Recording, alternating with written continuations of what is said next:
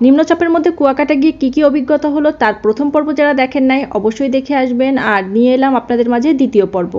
প্রথম পর্বে আপনাদের জানিয়েছিলাম কিভাবে খুলনা থেকে অল্প খরচে কুয়াকাটা যাবেন এবং অল্প খরচে কিভাবে হোটেল ঠিক করবেন। এছাড়া এই পর্বে আপনাদের থাকছে কোথায় গেলে ফিশ বারবিকিউ পাবেন, এছাড়া শপিং কর্নার, অন্যান্য সকল তথ্যাদি। তো নিম্নচাপের মধ্যে গিয়ে আমরা কি প্রবলেম ফেস করেছি আর কোন সময় গেলে কেমন ওয়েদার পাবেন তার সম্পূর্ণ থাকছে এই ভিডিওতে। কুয়াকাটা সাধারণত কক্সবাজারের মতো অত উত্তাল থাকে না, শান্তই থাকে। বর্ষাকালে এমন ঢেউ আপনি দেখতে পাবেন। এছাড়া আমি পূর্বের ভিডিওতে বলেছি কুয়াকাটা খুব বেশি উন্নত জায়গা না, তো সেক্ষেত্রে এখানে 5 স্টার সার্ভিস আপনি পাবেন না। যাই হোক, প্রকৃতি উপভোগ করতে হলে কুয়াকাটা একটা ভালো জায়গা হতে পারে, তবে যারা অ্যাডভেঞ্চার প্রিয় বা খুব বেশি ঢেউ পছন্দ করেন তারা অবশ্যই বর্ষার সিজনে আসবেন। এছাড়া আপনি অন্য সিজনে শান্ত সমুদ্র দেখতে পাবেন। ভিডিওতে দেখেই বুঝতে পারছেন আমি কতটা এনজয় করছি। এই সময় কিন্তু একদমই মানুষ ছিল না এবং আকাশে অনেক মেঘ ছিল এবং প্রচুর বৃষ্টি হচ্ছিল। কুয়াকাটা গেলে আপনি অনেক ধরনের স্ক্যামের শিকার হবেন। সাধারণত এখানে বাইক নিয়ে অনেকেই আপনাকে 8-10টা প্লেস ঘোরানোর কথা বলে বেশ মোটা অঙ্কের একটা টাকা নিয়ে নিতে পারে, তো সেক্ষেত্রে আপনি আর অবশ্যই সাবধানতা অবলম্বন করতে হবে।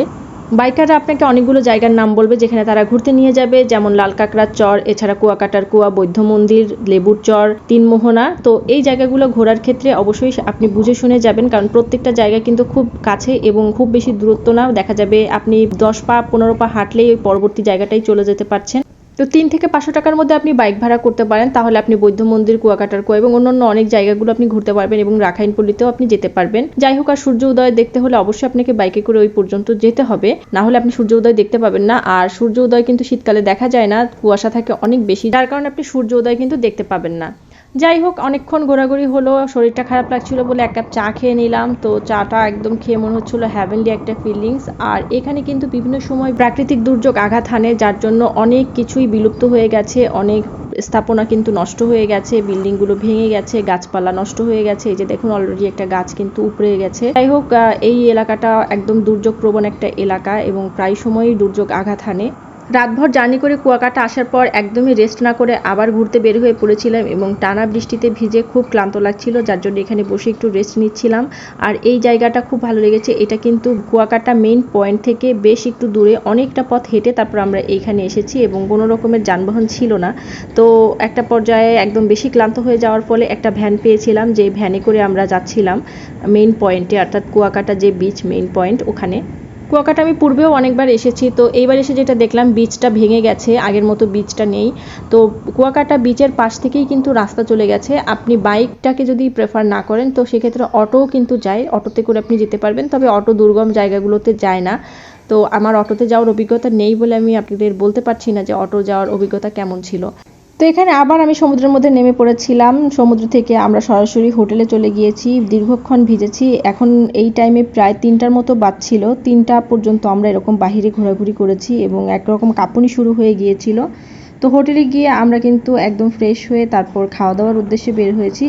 ভ্যানে করে কুয়াকাটা মেইন বিচে যখন এলাম, এসে দেখলাম যে অনেক পর্যটকরা কিন্তু সমুদ্র উপভোগ করতে বের হয়েছে। এই সময় বৃষ্টি ছিল না, কিন্তু আকাশে অনেক মেঘ ছিল এবং অনেকেই সমুদ্র উপভোগ করছিল। তো এখানেও সমুদ্র নেমে আমরা অনেকক্ষণ উপভোগ করলাম, কিন্তু ওইটা আমরা ভিডিও করতে পারিনি, কারণ ফোনে চার্জ ছিল না, ফোনের চার্জ শেষ হয়ে গিয়েছিল। তো আমরা কিন্তু অনেকক্ষণ ভিজেছি এবং অনেক সুন্দর ঢেউ আসছিল, জোয়ারও আসছিল, জোয়ারের পানিতে অনেক উপভোগ করছিলাম। এখান থেকে উঠে গিয়ে আমরা দুপুরে খাওয়া দাওয়া করে নিলাম। দুপুরে খাওয়া দাওয়ায় আমরা খুব বেশি অপশন পাইনি, কারণ যেহেতু নিম্নচাপ ছিল এবং ফ্রেশ মাছ বা সবজি বৃষ্টির কারণে খুব বেশি ছিল না। দুপুরে খাওয়া দাওয়া শেষে দিয়েছিলাম একটা ঘুম থেকে উঠে দেখে একদম সন্ধ্যা হয়ে গেছে, মানে রাত বলতে পারেন।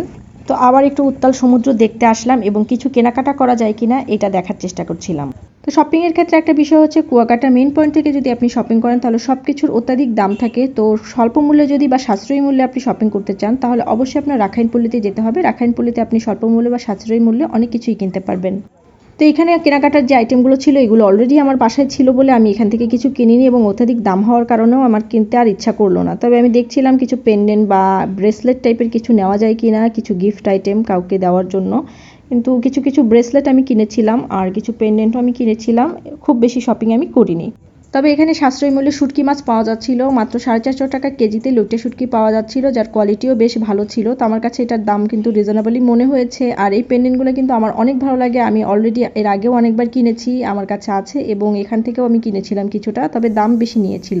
কিছুটা শপিং শেষে সমুদ্রের পাড়ে চলে গিয়েছিলাম এখানে উত্তাল সমুদ্র দেখতে। এখানে কিন্তু বিচটা ভেঙে গিয়েছে, যার জন্য জিও ব্যাগ দিয়ে এখানে বাদ দিয়ে রেখেছে। তো সমুদ্র অনেক বেশি উত্তাল ছিল। রাতের ডিনারের জন্য ভাবছিলাম বারবিকিউ কিছু খাবো, একটু বিকাল থাকলে বের হলে হয়তো লেবুর চরের দিকে যেতাম। লেবুর চরের দিকে যাওয়ার মতন পরিস্থিতি বা শারীরিক কন্ডিশন কোনোটাই ছিল না।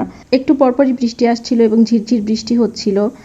ফ্রেশ বারবিকিউ বা ফ্রেশ ফিশ খেতে হলে অবশ্যই আপনার লেবুচরের দিকে যেতে হবে, কারণ বিচের পাশে যে দোকানগুলো ছিল এখানের মাছ ফ্রেশ ছিল না। আর নিম্নচাপের জন্য হয়তো তারা মাছ ধরতে পারছিল না বলে ফ্রিজিং করা পচাবাসি মাছই তারা বিক্রি করছিল, যা আমার কাছে পছন্দ হয়নি, তাই আমরা আর বারবিকিউ খেলাম না। তো শরীরটা অনেক খারাপ লাগছিল, রাতে গিয়ে ঘুমিয়ে পড়লাম। পরের দিন সকালে দেখি তুমুল বৃষ্টি হচ্ছে, তাই আর স্টে করার কথা ভাবলাম না, কারণ আর বৃষ্টিতে ভেজা সম্ভব না, তাই বাড়ির দিকে রওনা দিলাম। এই যে দেখুন, যাওয়ার পথে এখনো পর্যন্ত মারাত্মক লেভেলে বৃষ্টি হয়ে যাচ্ছে। একদিন এক রাতের এই ট্যুরটা ছিল এবং অসম্ভব উপভোগ করেছি। আরও একটা দিন হয়তো থাকতাম, কিন্তু এত বেশি বৃষ্টি হচ্ছিল বলে আর থাকার ইচ্ছাটা হলো না। তো যাই হোক, কুয়াকাটা ভিডিওটা এখানেই শেষ করছি। সম্পূর্ণ ভিডিওটা এটাই ছিল। যার যার ভালো লেগেছে অবশ্যই কমেন্ট করে জানাবেন, আর যদি ভালো না লাগে তাও অবশ্যই কমেন্টের মাধ্যমে জানাবেন। আর আপনারা কারা কারা কুয়াকাটা গিয়েছেন এবং আপনাদের কী কী অভিজ্ঞতা হয়েছে সেটাও কিন্তু জানাতে ভুলবেন না। আমার পেজটা লাইক করে আমার পাশে থাকবেন। আসসালামু আলাইকুম, আল্লাহ হাফেজ। আজকের মতো এখানে শেষ করছি। সবাই সুস্থ থাকবেন, ভালো থাকবেন, খোদা হাফেজ।